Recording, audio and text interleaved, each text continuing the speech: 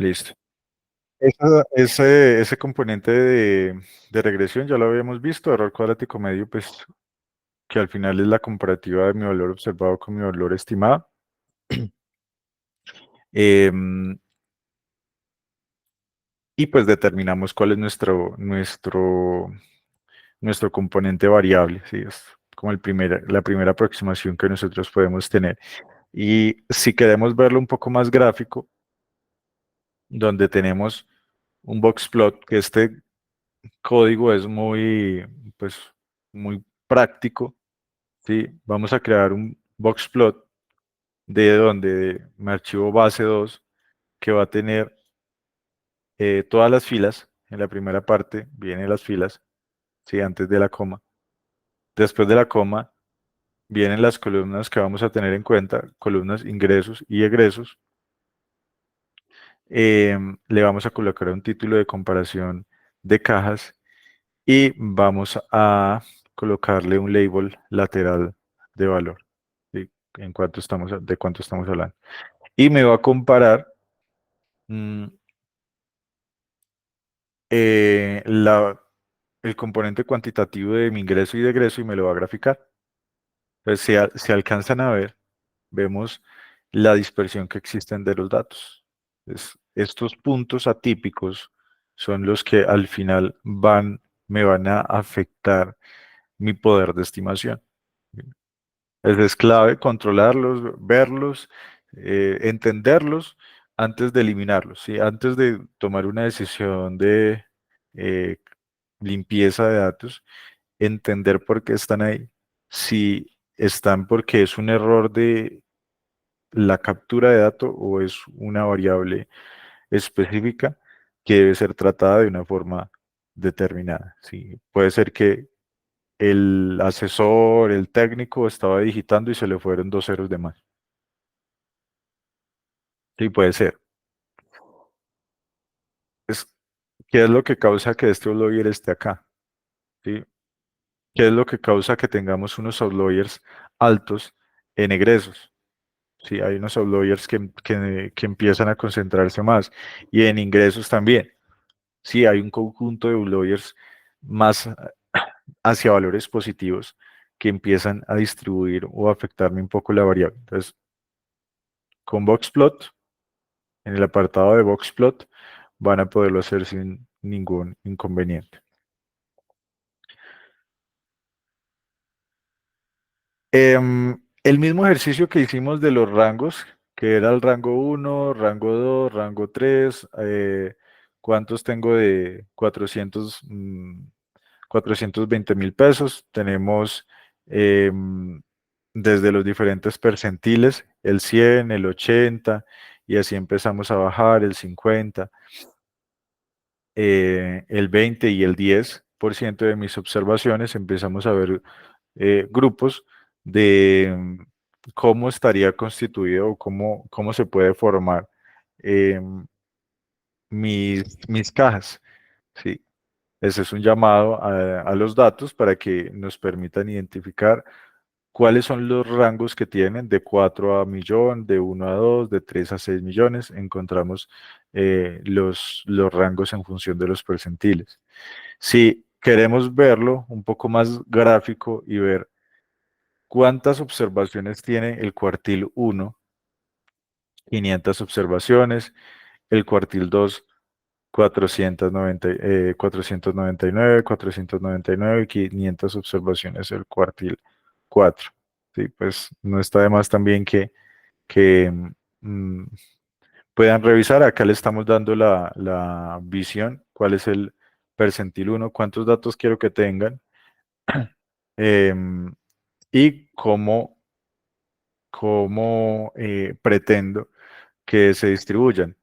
El primero que es menor a 25%, el segundo que va de 0,25 a 0,5, el tercero que va de 0,5 a 0,75 y el que es mayor a 0,75. Sí, es, lo podemos ver gráficamente, calculamos el número de observaciones y construimos una función muy específica para poder ver la salida. Aquí es, construimos variables que me van a sumar los datos de donde de cuartiles, del cuartil uno, primer cuartil, segundo, tercero y cuarto cuartil. Que para un vistazo rápido les puede servir e identificar cómo se están comportando. Listo. Ahora, si nosotros calculamos el plot de mi valor de ingreso, mi valor de estimación actual y predicho, eh, ¿qué podemos ver de la gráfica? Casi siempre vemos esta misma gráfica, la vemos, pero ¿qué interpretación se debe o qué lectura le podemos dar? Si yo tengo, primero, los datos es que tengo una concentración muy fuerte sobre una media, ¿sí? El gran conjunto de mis valores se van a tender a concentrar sobre una media y esa media pues va a estar sobre los 2 millones de pesos. Entonces voy a tener un conjunto de datos muy concentrados hacia la media y algunos que es donde no logramos ni ajustar el valor observado con el valor estimado, predicho. Es que estos valores o puntos o representación en la gráfica deben estar muy pegados a mi valor de estimación. ¿Sí? Si yo digo que mi valor predicho, ¿sí?, está en un extremo, y mi valor actual pues está en otro, pues, quiere decir que en realidad ese ajuste o esa línea de ajuste, que acá es donde partimos de nuestra pendiente, es lo mismo, de nuestros valores fijos, entiende o empieza a concentrarse, ¿no? Pues la mayoría de estimaciones debe estar entre 1 o 2 millones de pesos, entre 1 y 3, 4 millones de pesos. Lo que veíamos con la, con la intuición era que en algunos casos, pues, no tenía sentido que la persona gastara más de lo que ganaba, ¿sí? Se gastaba 8 millones de pesos y se ganaba 7, 800, entonces, pues, por la misma conversión y que em, la pendiente nos va a decir si el consumo promedio es, si el valor promedio es de 1.300.000. Cuando usted empiece a agregarle valores superiores a el cómputo de 1.300.000 más la ponderación, es decir, que tienen 1.300.000, a eso le van a sumar el 70% por 1 millón, ¿sí? Entonces ya van a tener el 70 más 1.300.000, van a tener los 2 millones. Cuando nos empezamos a elevar y resulta que esa ponderación es mayor a mi valor promedio, que es 1.300.000, y decimos que el gasto es ya de 4 millones de pesos, ¿sí? Ya la ponderación se va a ver afectada, porque al momento de sacarle el factor del 70% de esos cuatro, pues esos tres ya, al momento de hacer la diferencia voy a tener cerca de 700 de un valor de referencia que va a ser menor. Ahí es donde empezamos a ver que no se comporta muy bien con los valores extremos. Nuestro modelo de estimación simple de ingresos y egresos, vamos a encontrar un conjunto importante que no se van a ajustar muy bien a la gráfica. Eso es pues la validación más cortica. Si quieren crear su propia función para el error cuadrático medio, pues la función variable actual, variable predicha, y ya pues él va a construir la función. Van a activar caret, caret se demora para que ejecute. Voy a ver si ya me funciona caret. No está instalado. Si no, paso a R local, a ver si R local ya está funcionando mejor.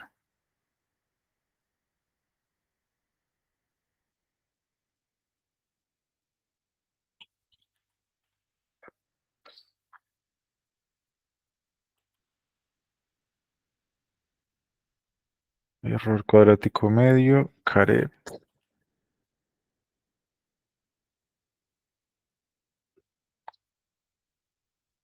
En local ya me actualizó caret, acá no. Vamos a dejarla correr a ver cómo le va a caret en Google Colab. Bueno, vamos a hacer una regresión simple múltiple. Mm, en la misma estructura del código les estoy dando pues la función universal para que puedan agrupar sus datos, lo que quieran utilizar. Ya vamos a ver cómo funcionan los datos de entrenamiento y de test, pero acá vamos a trabajar con todos los datos. De base uno vamos a seleccionar las columnas ingresos, egresos, activos, personas a cargo, departamento y saldo interno.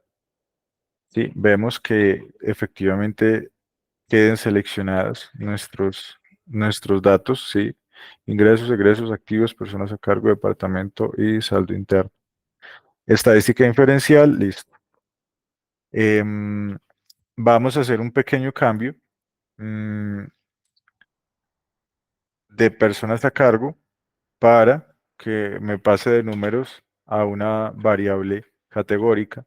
Por eso paso de la base 4 personas a cargo, a una variable que va a ser instrumental, 0, 1, 2, 3, 0, 1, pero no lo va a tomar como un número, sino como un grupo, como si fuera un conjunto, como un clúster, ¿sí? Un segmento específico de personas a cargo 0, personas a cargo 3, personas a cargo 1.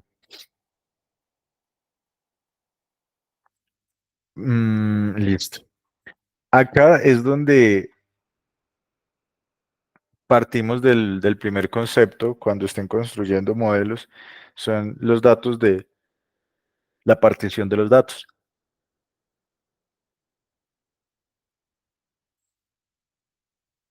¿Cómo, cómo pueden controlar el sobreajuste?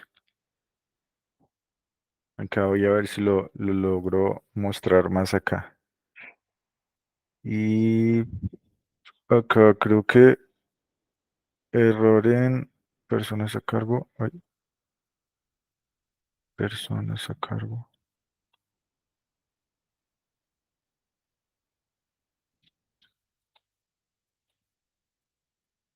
Solo quiero ver que me funcione. Objeto personas a cargo no funciona. Pero si ya no lo tengo. Ah, ok. Me estaba era generando el error acá. Names.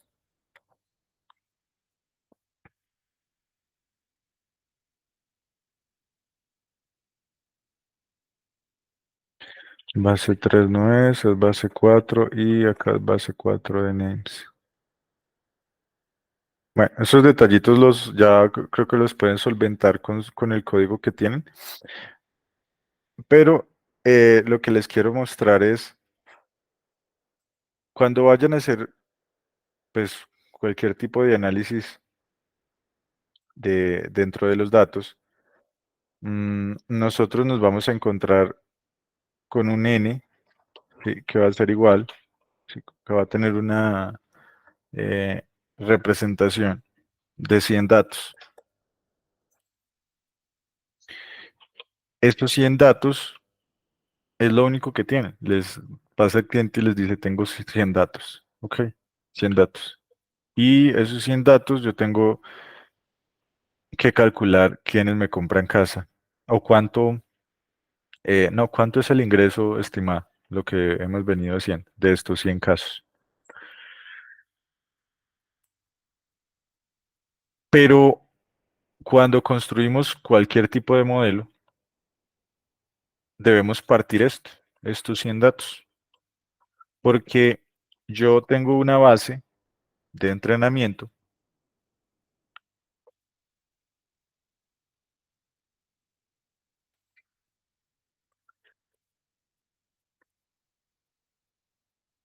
de n que puede ser un porcentaje. Vamos a decir que es el 70 para hacer el símil del 70%.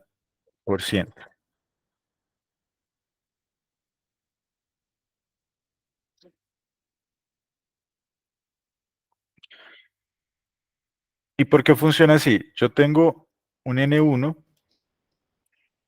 ya no es mi representación de mi población o de mi universo de datos, sino que tengo una muestra.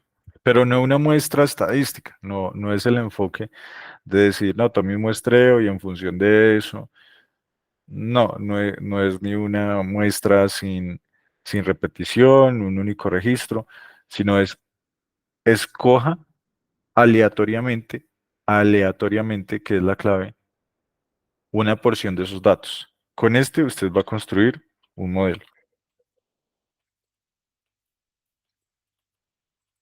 Ese modelo es el que va a tener la forma de beta C, de eh, Y va a ser igual a beta uno más beta 2 x1 hasta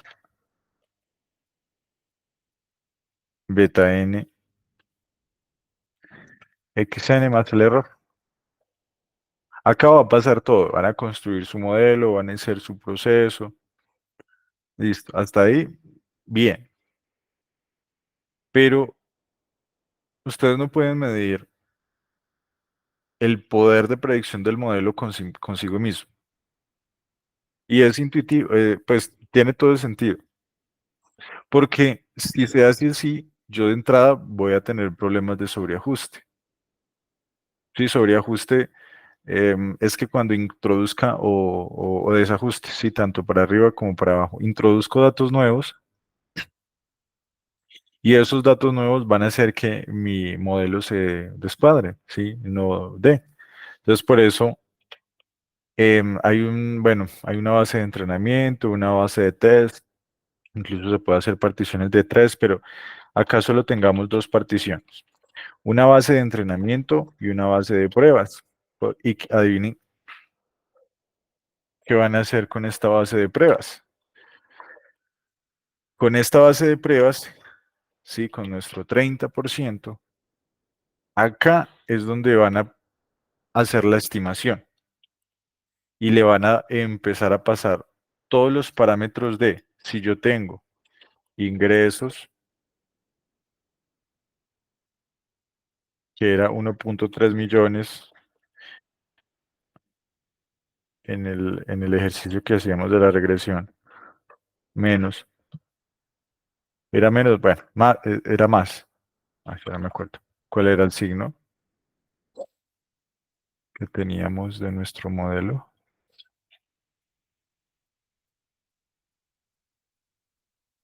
más egresos.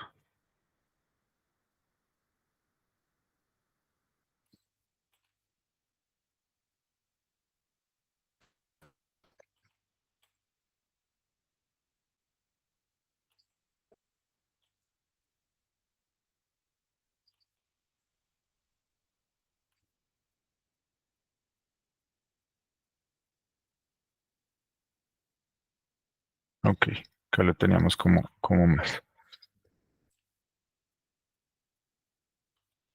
Más el 0,7 de mi variable de egresos. Todos mis egresos van a ser los del 30%. Sí, esto es como lo fundamental para que los modelos aplicados tengan sentido. Es una base de prueba, una base de entrenamiento. Pero esa base de prueba y esa base de entrenamiento se selecciona con semillas, que es lo que nos va a permitir que nos den los mismos resultados. La semilla es como si fuera una posición como en un camino, ¿sí? En una carretera donde decimos todos vamos a partir de una latitud determinada y de ahí vamos a arrancar, a caminar. Y el camino es gigantesco, pero todos sabemos que vamos a partir desde un punto específico en el mapa. Ese es seed, inicializamos la semilla y esa semilla es lo que garantiza que tengamos los mismos resultados de salida em, de forma aleatoria. Es como decir que estamos condicionando la aleatoriedad sin condicionarla. Me va a sacar 70 clientes, 70 unidades, 70 eventos, pero esos 70 son aleatorios, ¿sí? Tienen, bueno, igual un proceso de selección sin repetición. eh, Empiezo y busco un componente dentro de mi conjunto de datos. Es una distribución normal en principio, donde va a seleccionar casos de forma aleatoria. Esa selección de casos me va a permitir garantizar que eh, es aleatorio porque yo no lo escojo, ¿sí? Se escogen de forma, mm, todo entra dentro de la bolsa, meto la mano y lo saco. Me da la garantía de que la semilla nos va a permitir sacar los mismos 70 casos. Y acá pueden controlar la partición. Pueden que digan, no, mi partición es del 50%, mi partición es del 70%. Entre el 70 y el 80 está bien la partición, dependiendo de los datos que tengan. Lo ideal es trabajar, sí, con un 70%. Si quieren, bueno, pueden hacer la prueba, van a generar su, te-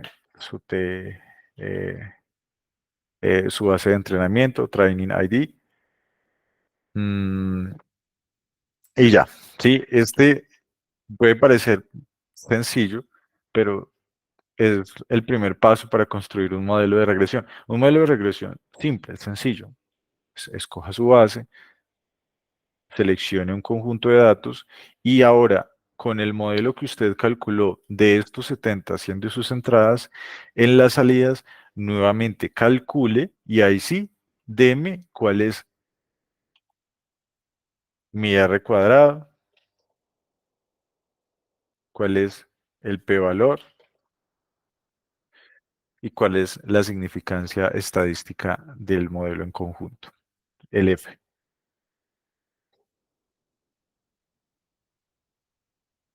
Realizamos toda nuestra operación, sacamos nuestro modelo y ya tenemos dos conjuntos de datos. Esto es pues, lo, lo, lo inicial, em, que igual, repito, puede parecer muy básico, pero su sentido es relevante, ¿sí? El hecho de que nos diga, busque de forma aleatoria. Entonces, ¿cómo hacemos la aleatoriedad? Pues lo hacen con una semilla. Entonces, construya su base de View base 4, construya una semilla para que todos arranquemos desde ahí.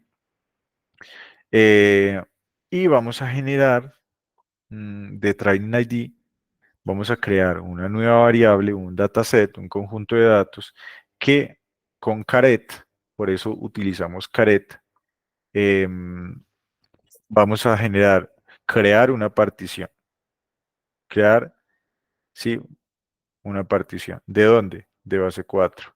¿De qué elemento de referencia o de índice de referencia, de ingreso? ¿Con cuántos datos? El 70%. Y vamos a decir que no es una lista, es un array y pues que no lo deje como como un data frame, como un conjunto de datos administrado y procesado en tablas. Ok, bien. ¿Qué le decimos luego? Del modelo, esto del modelo. Vamos a crear una variable que se llama modelo que me va a guardar toda la salida de la regresión. Utilizamos el parámetro reservado LM, lineal model, de ingresos en función de qué. Si, si le colocan la variable como lo teníamos con ingreso o empiezan a colocar la columna, yo ya no tengo que darle esta selección porque le estoy definiendo ya cuál es mi base de datos. Si le colocan el punto, un punto es un todo, sí, seleccione todo con un punto. Pero aparte de eso, yo le digo, listo, seleccione todo, pero no, en realidad yo quiero quitarle las dos últimas eh, columnas, ¿sí? Quiero, quiero quitarle tanto el departamento como el saldo interno. Solo me voy a quedar con egresos, activos y personas a cargo. Me voy nuevamente a estadística inferencial, activamos las semillas, eh, le vamos a decir que que la partición está en 70 y que nos crea el modelo. Nos elimina, nos elimina departamento y nos va a crear, por eso estas transformaciones son útiles, porque nos dice, bueno, yo, yo no voy a trabajar con personas a cargo como si fuera algo independiente y tiene todo el sentido del mundo. Entonces, esta transformación no se hace porque queremos verla así, con, como factores, como pensémoslo sin entrar en el desarrollo profundo de qué es una variable instrumental. Pensemos que el nivel del ingreso está determinada de si es una o dos personas a cargo, ¿sí? Si yo tengo una, si yo no tengo personas, o tengo una, o tengo dos, o tengo tres personas a cargo. ¿Cómo se va a activar el modelo? El modelo va primero a traer el intercepto, ¿sí? Vemos que ya no son 1.300.000 pesos, sino que son 763.000 pesos en la salida del modelo, 763. Que voy a tener un egreso, ¿sí? Del 87, ya no es 70, sino el 87.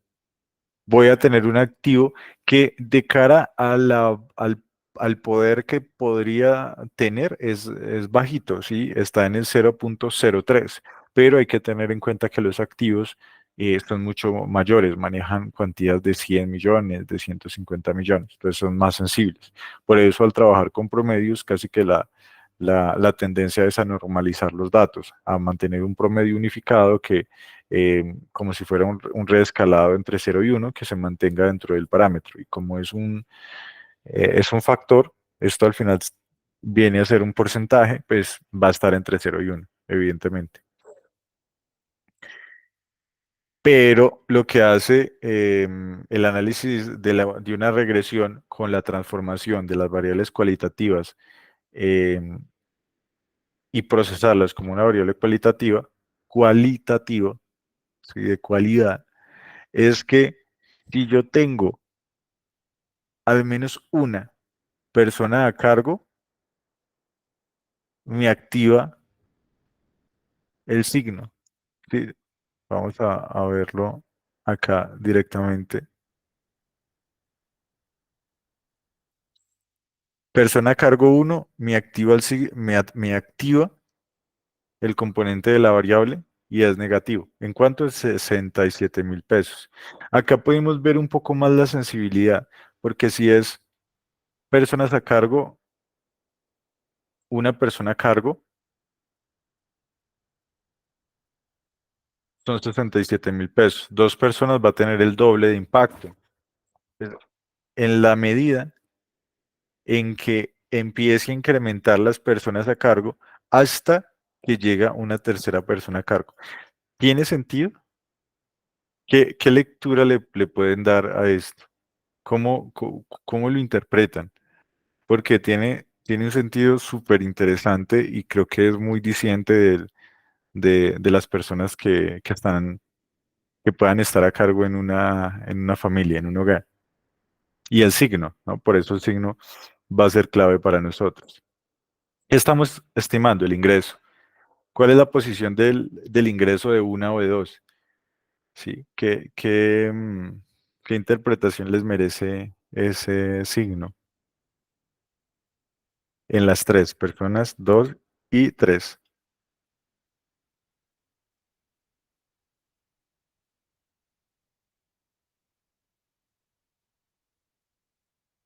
¿no? Nada. Pues a medida que va, entiendo que si se tiene una persona a cargo, pues van disminuyendo los ingresos. Lo mismo pasa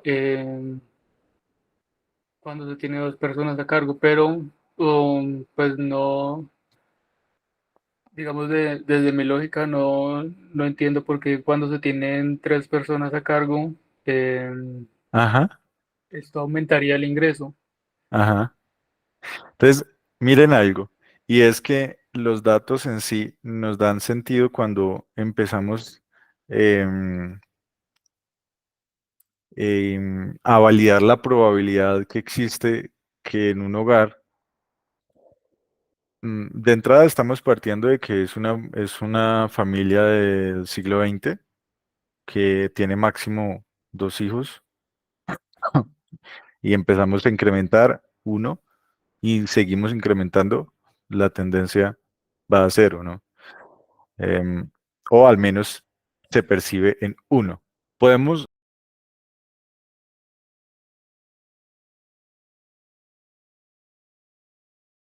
al menos una que es a cargo, me va a generar una disminución del ingreso.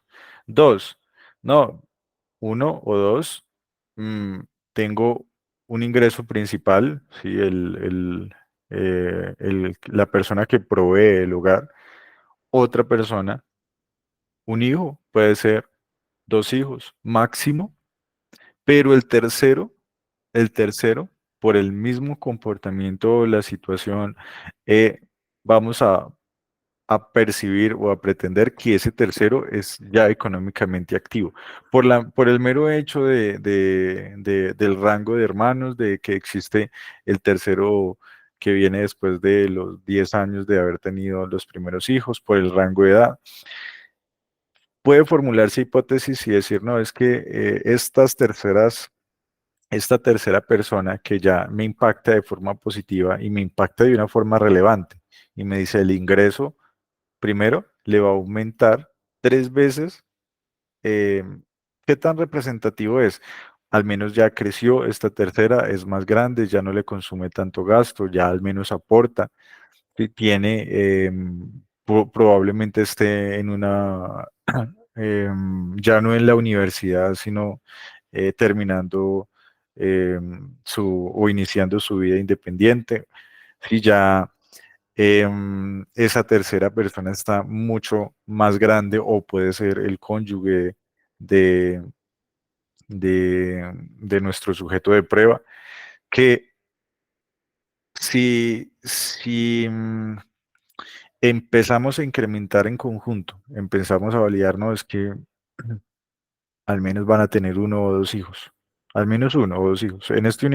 Este universo poblacional está sobre el 2000, sobre el 2019, 2018, 2020, en un segmento de la población que es entre unos 50 años, un conjunto poblacional pr- productivo que aún sigue trabajando, que está trabajando, ¿sí? Entonces, pues aquellos que están realizando su actividad económica, iniciando su actividad económica, pero que ya tienen al menos un avance, no están tan desde cero, al menos tienen un punto de partida. Es- si empezamos a incrementar las personas a cargo, es más probable que al menos una trabaje, al menos una, porque si no se vuelve insostenible. De entrada, no le va a dar, no le va a dar, no va a poder y va a tener que decirle, no, yo no puedo tener cuatro. Ya ahora no, quizás si hubiéramos hecho este análisis hace 20 años, tuviéramos acá otra variable que dijera cuatro o cinco. Y de hecho, el máximo de personas a cargo son tres. ¿Sí? Entonces, eso esas son las interpretaciones que mm, debemos cuidarnos mucho al momento de hacerlas, de entender muy bien cuál es la fecha de la base de datos, en qué época estamos, cuáles son las condiciones que estoy analizando. Si estoy analizando una base de universidad, pues mi comportamiento va a ser diferente porque van a tener edades en promedio de los 17 años, 18 años, 19 años. Si me estoy enfocando en un segmento productivo, en determinada esfera económica, no sé, docentes, entonces probablemente van a tener X edad, o militares, policías, van a tener menos de 45 años.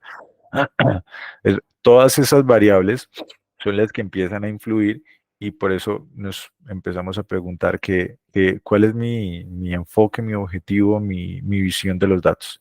Entonces, si ven que ese tercero es sin entrar a validar un test de agrupación, vamos a mirar si esa tercera persona a cargo, cuál es el promedio del ingreso, vamos a hacer una tabla dinámica de, de las terceras, de las tres personas a cargo. ¿Será que tienen entonces más activos? ¿Sí? ¿Será que tienen más, ese segundo y ese tercero aportan más si solo tienen un hijo? Entonces, cuando se activa el tercero, van a incrementar su ingreso. Eh, sí, esa misma variabilidad es la que nos da un sentido un poco diferente a lo que hubiésemos tenido en promedio. Si esto lo trabajamos sin hacer la conversión, eh, vamos a validar cómo nos da sin hacer la conversión. Ingresos activos, vamos a hacer nuevamente el llamado de la base 4, de la base 4, la vamos a llamar base 5.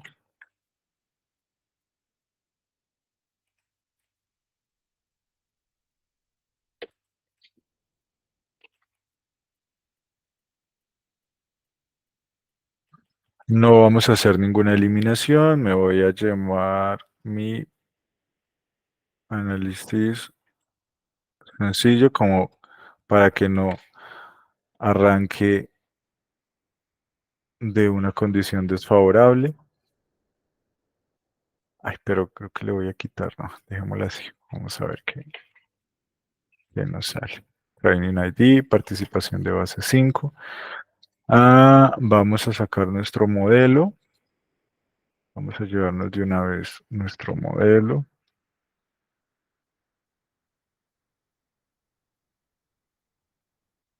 Base 5. Vamos a decirle acá que es sin cambiar personas a cargo.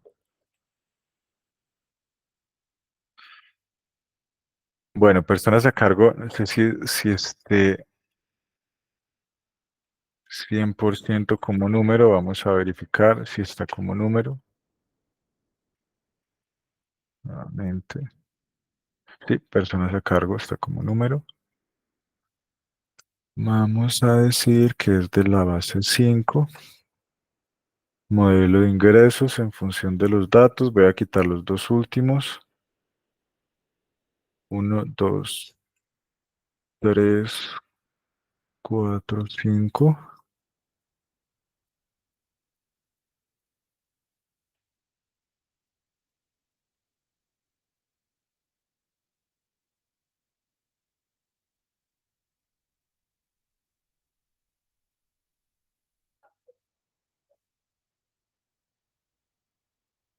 Y no entiendo por qué me sigue transformando mi base.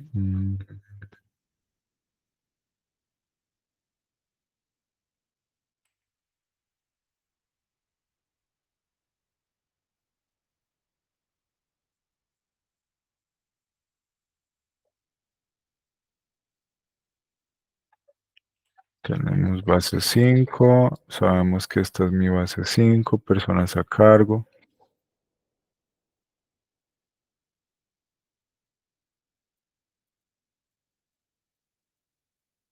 Tengo mi semilla. Tengo el conjunto de datos de punto ID.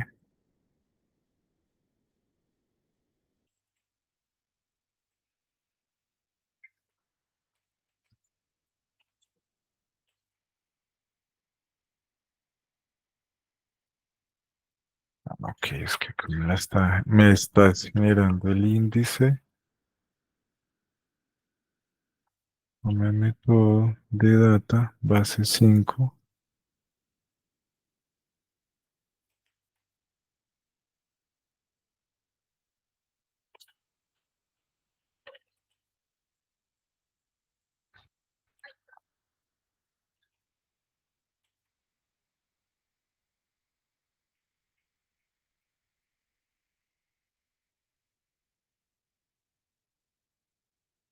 Bueno, porque no me está dejando hacerla fácilmente ahí. Solo por fines del, de la revisión, vamos a pegarle una chequeada por acá rápidamente.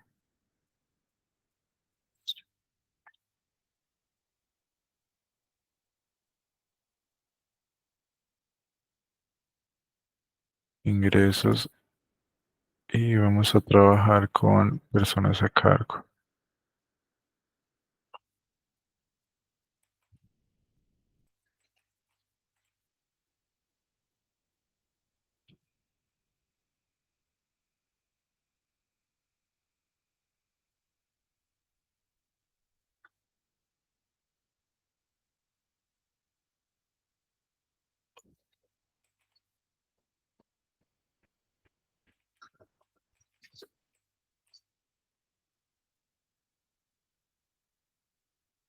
Nivel de confianza, que sea en una hoja nueva.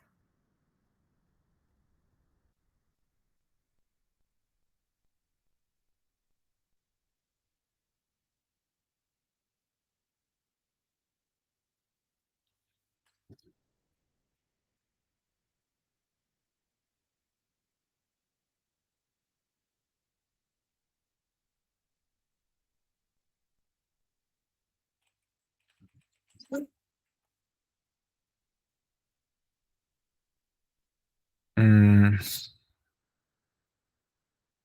ok,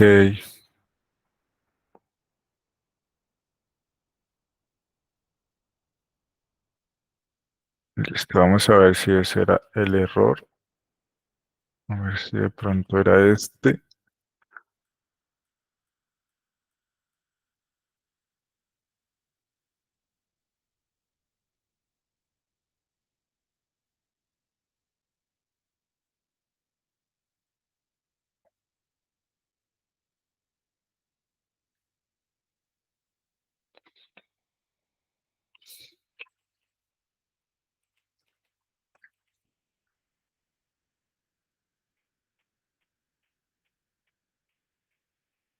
Ya vuelvo a ver, listo. A ver si de pronto ese era el error que no me estaba dejando traer los datos. Tenía un número raro.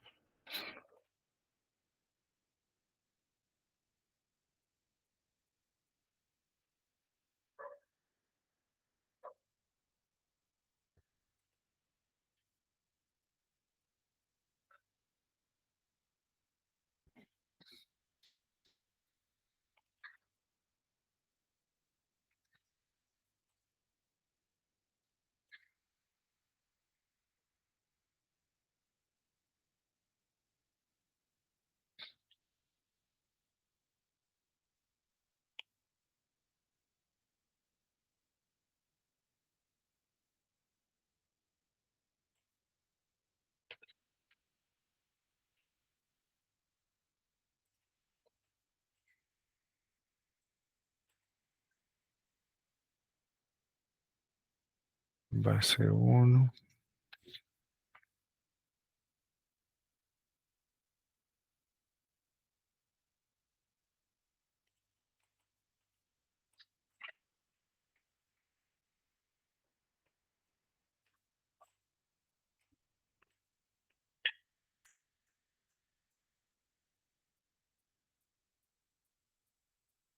Sí, está bien.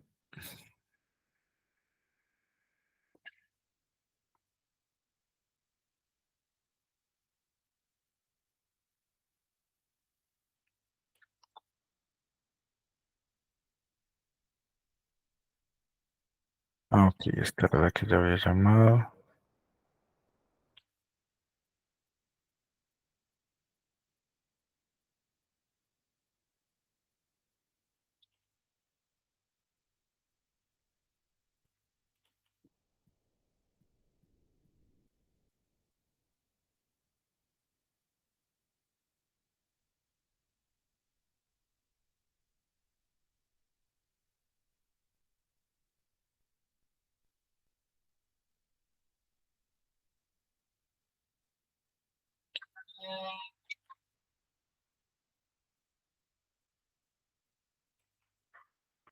Va a ser 5.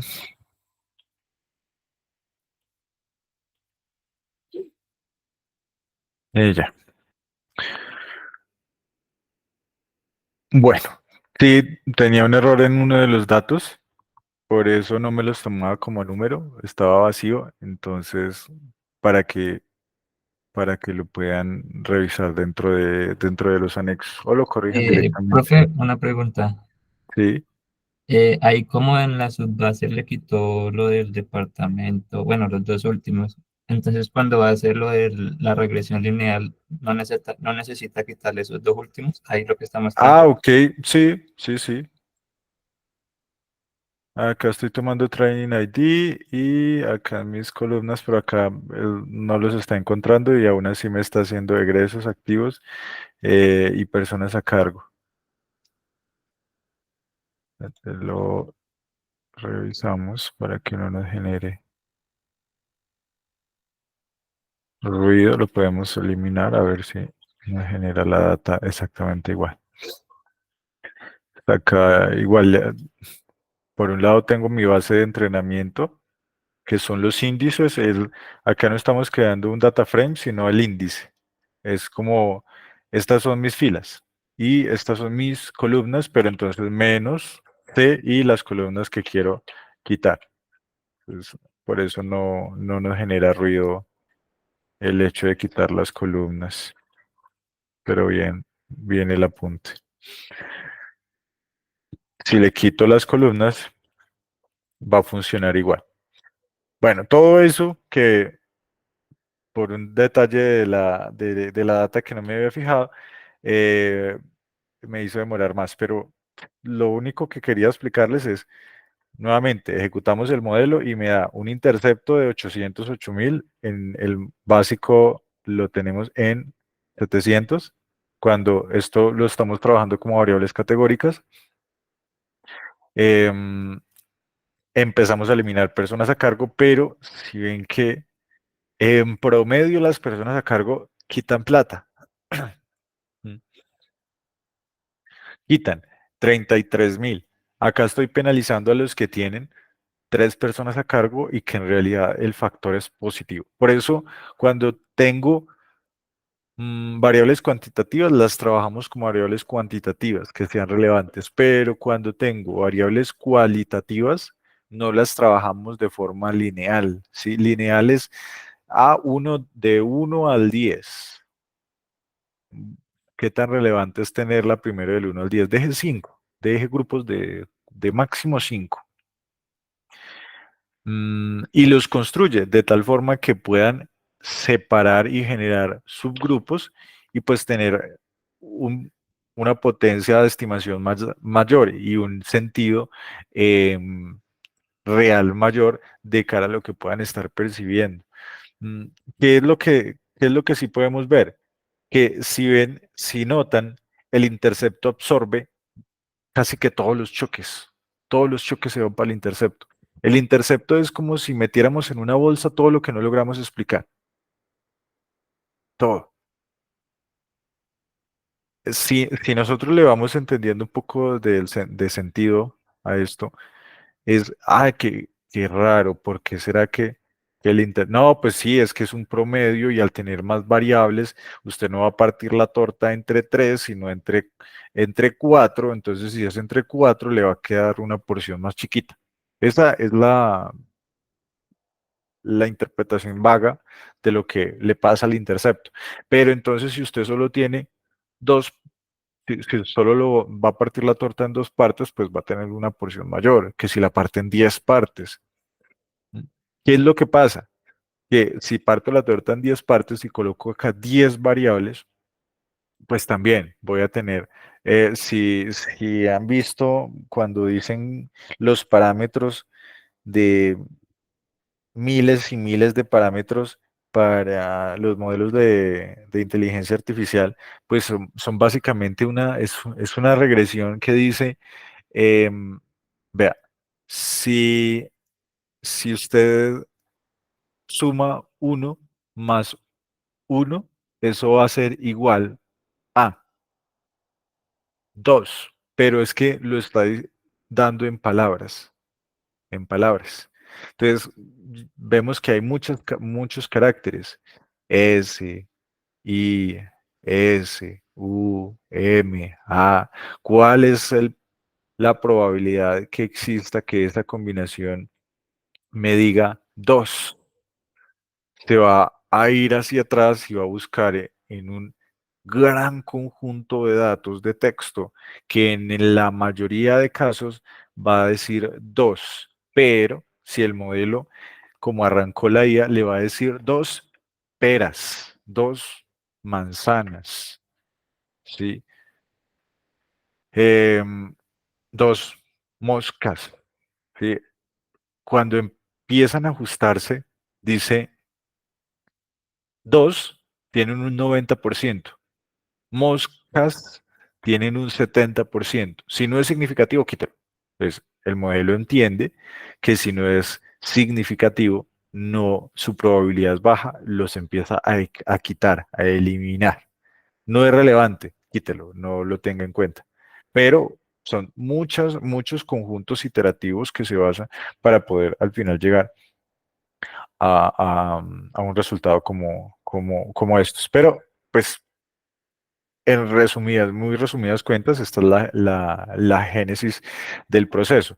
Y cuando ustedes ya se encuentren con una variable cualitativa y una variable cuantitativa, ya van a saber que si es cualitativa, ¿sí? De cualidad, lo van a transformar. Van a decir, ah, yo por ahí tengo un código, o si no le pregunto a ChatGPT, pero yo ya sé más o menos cómo funciona. Yo ya sé que cuando tengo factores, los debo, cuando tengo niveles, ¿sí?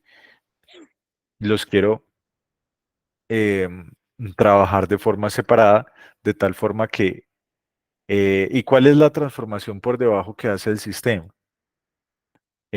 A esto no es que le vaya a decir 3 personas es igual a 3, ¿sí? Dentro de una lista de Excel o de algo, está haciendo una eliminación, está creando una nueva variable, entonces cuando lo está manejando como dato,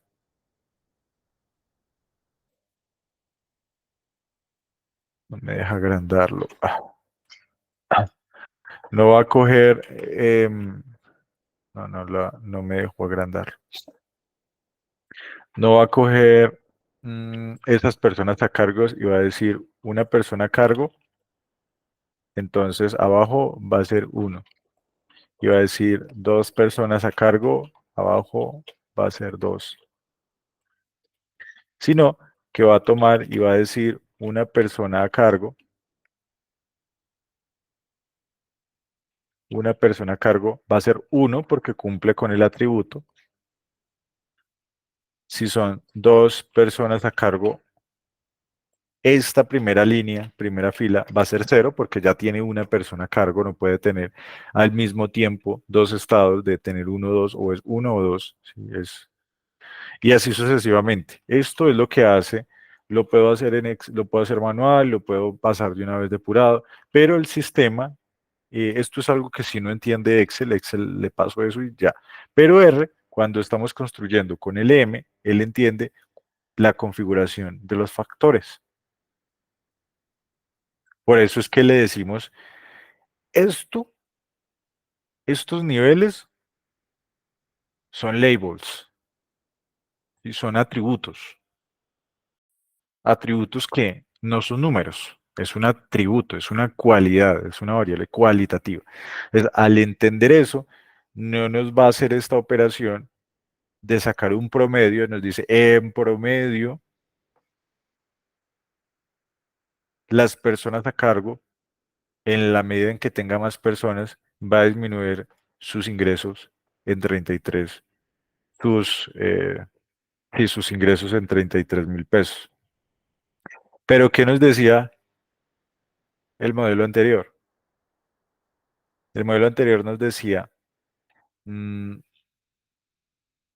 no,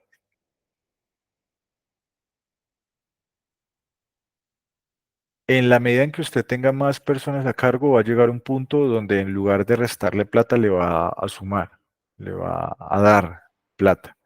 ¿En cuánto? En 29.000 pesos. En 3 a 2, 6, 71.000 pesos.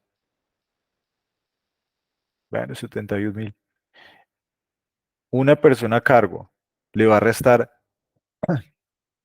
casi que esa misma proporción, 67.000. Dos personas a cargo, 40, 54.000.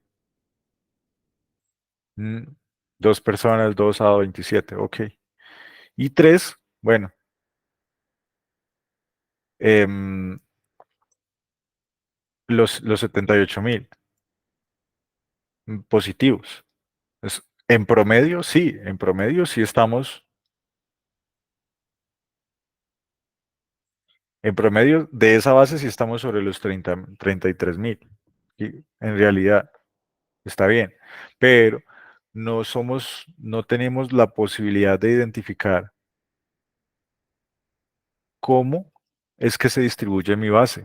¿Sí? Entonces, por eso el arte de construir cualquier tipo de modelo analítico, pues es un arte, ¿sí? También es un ejercicio, un concepto de prueba y error que al final va afinando las habilidades, las competencias para poder eh, construir sistemas que sean eficientes, que tengan un componente técnico importante y que al final vayan a tener un resultado interesante para el proceso. Listo. Acá voy a volver mi variable base uno.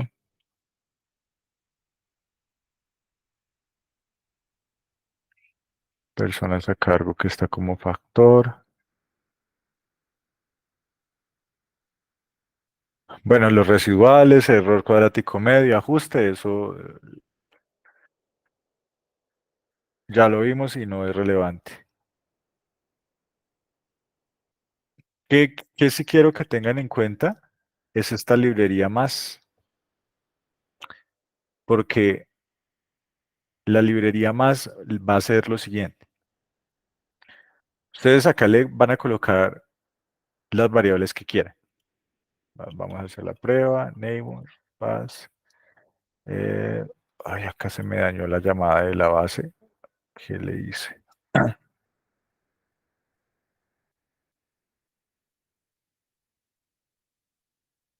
La base inicial.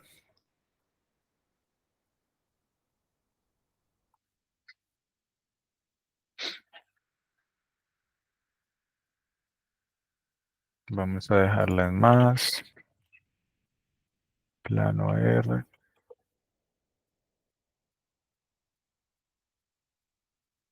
Names de base 1. Listo. Algo le eliminé cuando le quité el punto por allá. Esta librería más lo que va a hacer es que va a tomar el conjunto de variables que ingresa, sí, de parámetros de variables independientes. Y esto tiene dos caminos, ¿no? El primero y es el más recomendado, construya todo un desarrollo, una formulación de hipótesis robusta y empiece a incluirle y a quitarle variables en función de la hipótesis y del objetivo. Entonces, ¿cuál es su objetivo? Vender casas, su objetivo es buscar ahorro, originar crédito, que compren un producto específico.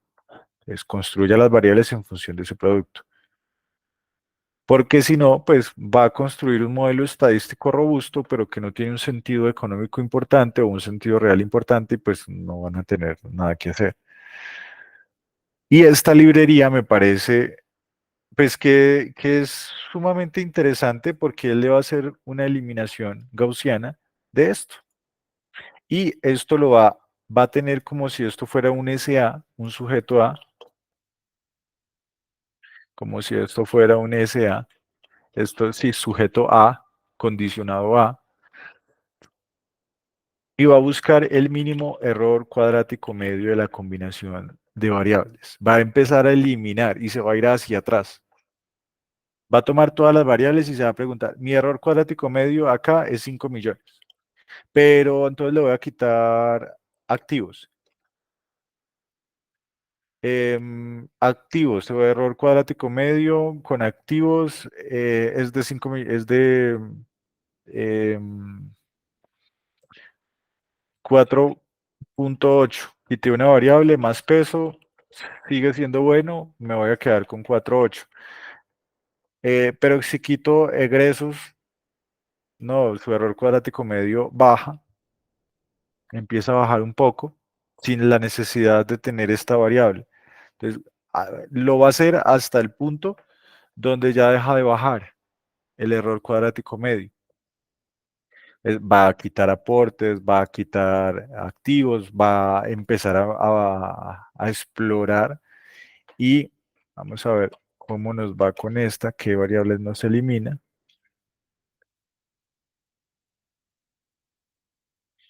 Acá tenemos nuestro modelo. Acá está nuestro modelo completo. Sumar. Egresos activos, saldo interno y aportes sociales. Le pueden colocar más. Pero vean que acá, y ahí es, pero entonces, ¿cómo funciona el algoritmo? ¿Para qué lo hicieron? Vemos que son, saldo interno es significativo, raspando, pero pasa. Aportes sociales, no, nada que ver, nada que ver. Pero, ¿cuál es el objetivo? Pronosticar el ingreso de una persona en función de los aportes. De entrada, ¿para qué? Pero para fines didácticos está acá. ¿Para qué? Para que si no necesariamente un aporte, una persona gana o no en función de un ahorro en una entidad o algo. La persona gana por otras condiciones, nivel educativo, entorno económico. Sí. Pero partamos de ese hecho. Y si le decimos que vamos a hacer una eliminación hacia atrás, un paso a paso, un modelo STIP model, con un STIP de Akaike, ¿sí? Que Akaike-Strauss también es un método estadístico de eliminación, que cuando lo ejecutamos nos dice, pues la verdad, yo le logré estimar em, una combinación de variables donde tengo ingresos, egresos activos, saldo interno, em, y me voy a quedar con saldo interno, activos y egresos. Que no, pues al final me voy a quedar con el menor, sí, aportes sociales, con la menor cantidad de variables, sí, que me digan y que en cierta forma me expliquen mi modelo con el acá que tenga pues una mejor representación. Listo, y nos dice la combinación. Bueno, ¿qué pasa si yo tengo egresos activos y saldo interno? Nos da 60,95, 61, saldo interno, aportes sociales del 90, 95, 90, 96.